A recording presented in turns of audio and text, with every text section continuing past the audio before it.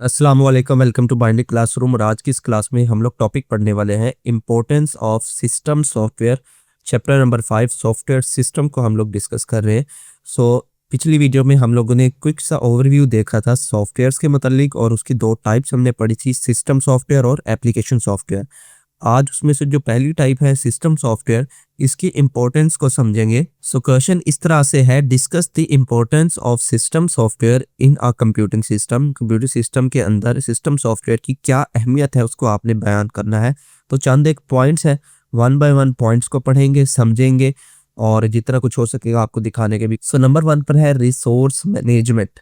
कल भी हमने जो लेक्चर देखा था उसके अंदर सबसे पहला जो पॉइंट सिस्टम सॉफ्टवेयर के मुतालिक हमने पढ़ा था वो यही था कि ये सिस्टम के रिसोर्सेज को मैनेज करता है। So system software manage allocates and monitor system resource. क्या काम करता है? सबसे पहले तो मैनेज करता है सिस्टम रिसोर्सेज। एलोकेट करना हो कोई भी रिसोर्स आपकी मेमोरी को, वो हैंडल करेगा।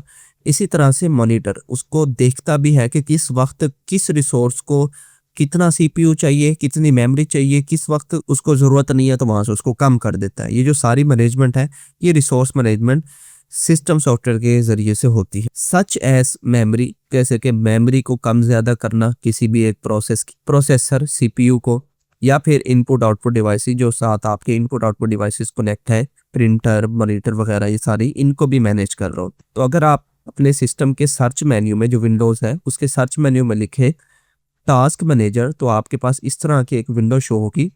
अब ये जो विंडो है इसके अंदर देखें, ये जो पहली टैब है प्रोसेसेस के नाम से, इस पे जब आप क्लिक करेंगे तो आपके सामने ये सारे जो है वो प्रोसेस जो है वो शो हो रहे होंगे जो इस वक्त आपके कंप्यूटर में चल रहे होंगे। उनमें से कुछ ऐसे होंगे जो आपकी एप्स होंगी जो कि आपके रन टाइम पे अभी यानी कि आपने ओपन करके रखी होंगी। जिस तरह से गूगल क्रोम इस सिस्टम में ओपन हुआ हुआ है, मैसेंजर ओपन हुआ हुआ है, माइक्रोसॉफ्ट एज ओपन हुआ हुआ है, वन नोट ओपन हुई है, नोटपैड ओपन हुआ हुआ है और टास्क मैनेजर इटसेल्फ खुद भी ओपन हुआ हुआ है, ये वाला सॉफ्टवेयर, ठीक है ना।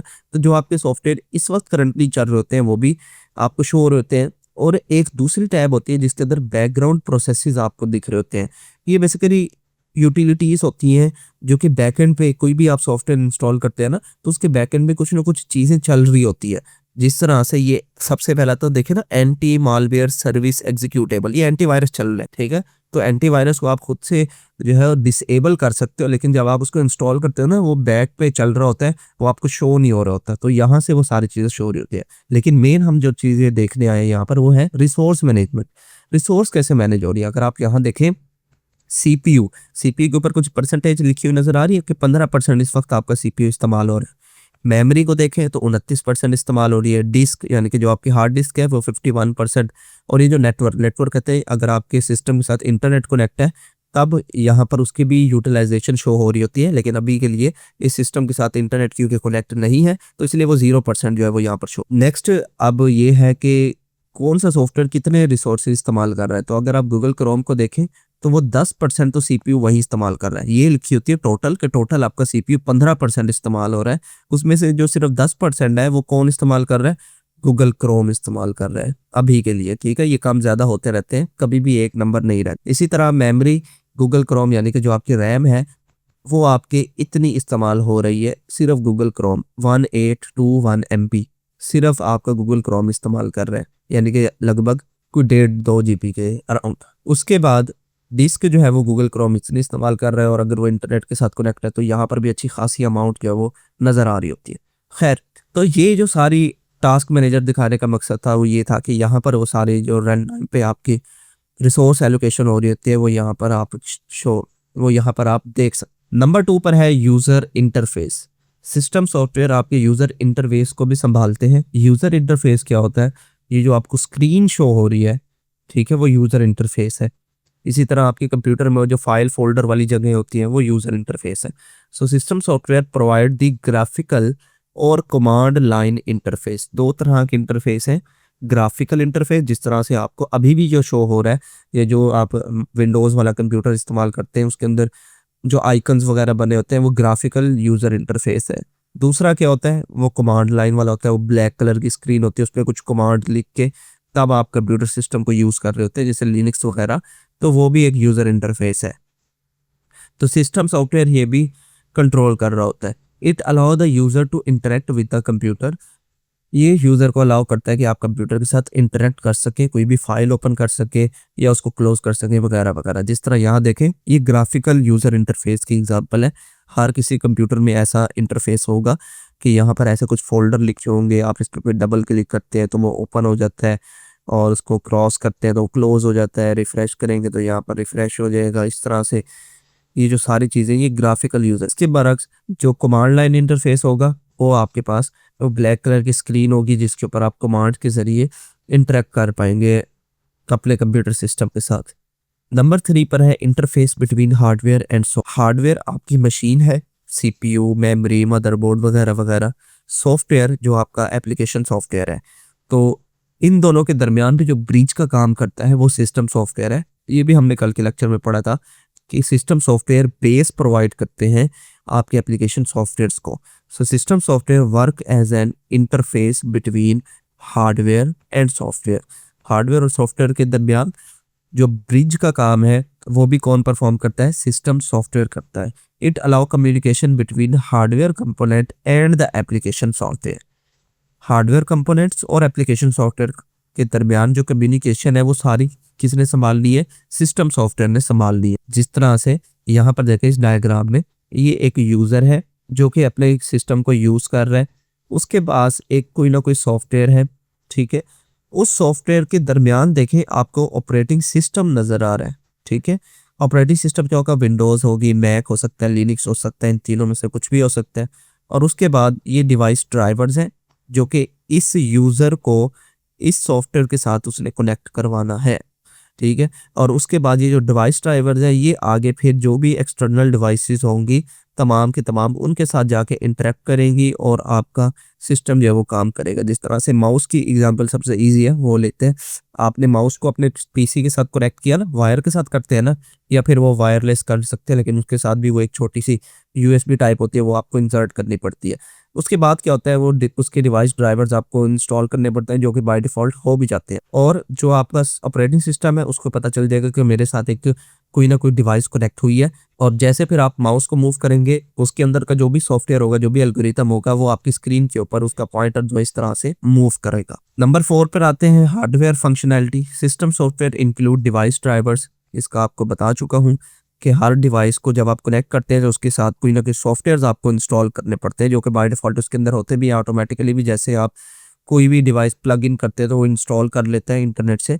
Date allow hardware devices to function properly, जो कि आपके तमाम हार्डवेयर डिवाइसेस को अच्छे से फंक्शन करने के लिए मदद देता है।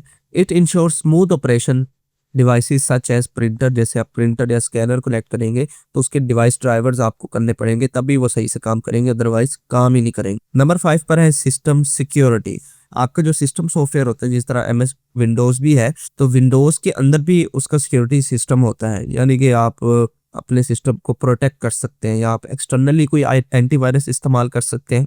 ये सिस्टम के अंदर बाय डिफ़ॉल्ट भी होता है। So system software such as antivirus software protect system from unauthorised access, malware and कि आपके सिस्टम के अंदर कोई मेलिशियस एक्टिविटी ना हो जाए, इसको स्कैन करना और उसको डिलीट करना अगर कोई मिल जाती है, ये सारा सिस्टम सिक्योरिटी का जो काम है ये भी कहता है कि सिस्टम सॉफ्टवेयर मैनेज कर रहा होता है। अगर आप अपने कंप्यूटर सिस्टम के अंदर सेटिंग्स के अंदर विंडो सिक्योरिटी के नाम से सर्च करेंगे तो आपको ये वाली विंडो ओपन होगी और इसके होम टैब के अंदर ही आपके ये जो तमाम सिक्योरिटी रिलेटेड चीज़ें होंगी वो यहाँ पर आपको शो हो रही होंगी। जिस तरह इस पीसी में सारी चीज़ें जो है वो ऑन है, ये जो ग्रीन टिक आपको शो हो रहे हैं इसका मतलब तमाम चीज़ें हमने कॉन्फ़िगर की हुई है। अगर वो तमाम चीज़ें यहाँ पर किसी के आगे क्रॉस का सिंबल आता है या फिर तो जो एक्सक्लेमेशन वाला सिंबल होता है ना येलो कलर में, डेंजर वाला, वो आ रहा होता है, उसके लिए क्या करना होता है, आपने जिसके ऊपर भी वो आ रहा हो तो आपने उसको क्लिक करना होता है, तो आगे उसकी सेटिंग्स जो है उसको इनेबल और अनइनेबल करना होता है, तो तब आप का सिस्टम जो वो सिक्योर हो जाता है। तो बाय डिफ़ॉल्ट ये सारी चीज़ें ऑन होती हैं तो इसका मतलब आपका सिस्टम प्रोटेक्ट है, आपका वायरस स्कैन भी हो रहा होता है, इसी तरह से फायरवॉल भी इनेबल होती है कि बाहर नेटवर्क से कोई अनऑथेंटिकेटेड एक्टिविटी ना हो जाए, और ये सारी चीज़ें जो है वो कंट्रोल में रहती हैं। फिर नंबर 6 पर है फाइल मैनेजमेंट। ये भी सिस्टम सॉफ्टवेयर करता है। जिस तरह से मल्टीपल फाइल्स होती हैं, आप उनका एक फोल्डर बना देते हो और मल्टीपल फोल्डर्स का फिर एक फोल्डर बना देते हो ताकि आपकी चीज़ें जो है वो ऑर्गेनाइज रहें। तो ये सारा फाइल मैनेजमेंट का काम होता है, ये भी सिस्टम सॉफ्टवेयर के सपोर्ट होता है। So system software organise data into files, data को फाइल्स के अंदर ऑर्गेनाइज करके रखना और फिर उन फाइल्स को फोल्डर्स बना के रखना। It ensure efficient data storage and quick access. इससे आप क्या कर सकते हैं, आपकी चीज़ें आपको जल्दी मिल सकती हैं और इससे क्या हो सकता है कि आपकी चीज़ें जो है एक ऑर्गेनाइज वे में आपको पता होता है मैंने किस फ़ोल्डर में कौन सी फ़ाइल रखी हुई है, किस फ़ोल्डर के अंदर आपने कौन-सा डेटा रखा हुआ है। ये सारी चीज़ें आप फिर मैनेज कर 7th नंबर पर है system maintenance. The utility program such as disk cleanup, defragmentation and backup. ये तीनों टर्म्स काफ़ी हैवी हो जाएंगी आपके लिए।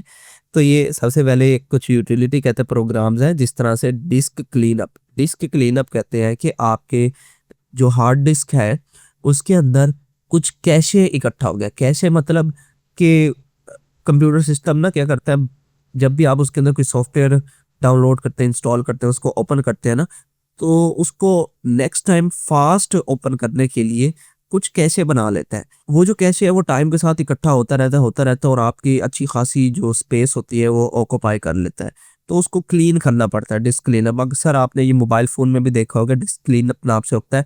वो जंक फाइल को सारी डिलीट कर देता है और थोड़ी बहुत आपकी मेमोरी जो है वो वहाँ से रिलीज़ हो जाती है। इसी तरह डीफ्रैगमेंटेशन और बैकअप्स, ये जो सारी चीज़ें होती है कहते हैं ये भी सिस्टम सॉफ्टवेयर मैनेज कर रहा होता है। इस तरह से अगर आप देखें किसी भी डिस्क के ऊपर राइट क्लिक करेंगे और प्रॉपर्टीज़ पे जाएंगे, ये प्रॉपर्टीज़ वाला ऑप्शन होगा, किसी भी डिस्क पे राइट क्लिक करना और प्रॉपर्टीज़ पे जब जैसे आप जाएंगे वहाँ पर जाके आपने यहाँ पर बटन में जर्नल सेलेक्ट करना है। वैसे बाय डिफ़ॉल्ट ये सिक्योरिटी, प्रीवियस वर्जन या इनमें से कोई भी सिलेक्ट हो, तो आपने यहाँ जर्नल पे सिलेक्ट करना है। जैसे आप इस पे सिलेक्ट करेंगे तब आपको यहाँ पर देखें आपकी डिस्क से रिलेटेड सारी चीज़ें आपको शो हो रही होंगी कि कितनी जीबीज़ आपने यूज़ किए हुए हैं और कितनी स्पेस आपके पास फ्री पड़ी हुई है और टोटल कैपेसिटी कितनी है। ठीक है, और यहाँ पर एक बटन होगा डिस्क क्लीनअप के नाम से। इसको जब आप ऑन करेंगे, डिस्क क्लीनअप के बटन को दबाएंगे और ओके अप्लाई करके ओके का बटन दबाएंगे, तो जितनी भी कोई अननेसेसरी फाइल्स होंगी वो ऑटोमेटिकली क्लीन हो जाएंगी और आपके सिस्टम की थोड़ी स्टोरेज बढ़ जाएगी। तो ये इसका काम है। सो इस तरह से ये लेक्चर था। आई होप आपको ये वीडियो अच्छी लगी होगी। अगर वीडियो पसंद आई हो तो इस वीडियो को लाइक करते जाएं। चैनल को बगैर सब्सक्राइब किए देख रहे हैं तो चैनल को भी जरूर से सब्सक्राइब करें। मिलते हैं किसी नेक्स्ट वीडियो में, तब तक के लिए।